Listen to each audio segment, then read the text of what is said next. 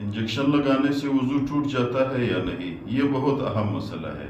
یہ ہر بندے کے ساتھ، مرد عورت، چھوٹا بڑا، بچہ بچی، سب کے ساتھ یہ مسئلہ آ سکتا ہے، کیونکہ بیماری ہر انسان کے ساتھ لازم ہے۔ انسان اور بیماری لازم اور ملزوم ہے۔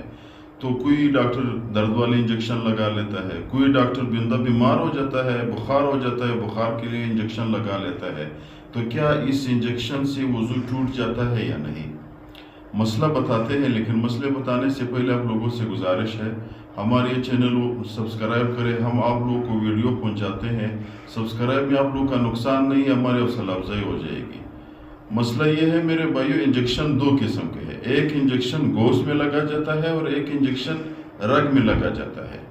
جو انجیکشن گوشت میں لگ گیا اس سے عموماً خون نہیں نکلتا، تو اس انجیکشن سے وضو نہیں ٹوٹ جاتا ہے، اور جو انجیکشن رگ میں لگ جاتا ہے اس میں مسئلہ ہے۔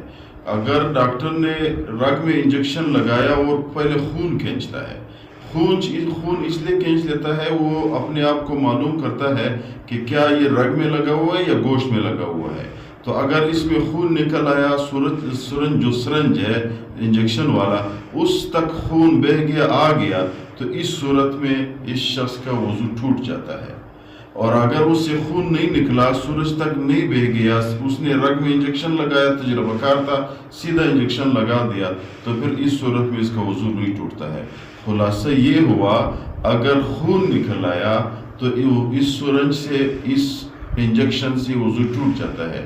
اگر خون نہیں نکل آیا، گوشت میں انجیکشن لگا لیا، اکثر اس میں خون نہیں نکل آتا ہے، تو اس صورت میں اس انجیکشن سے وضو نہیں ٹوٹ جاتا ہے انشاءاللہ۔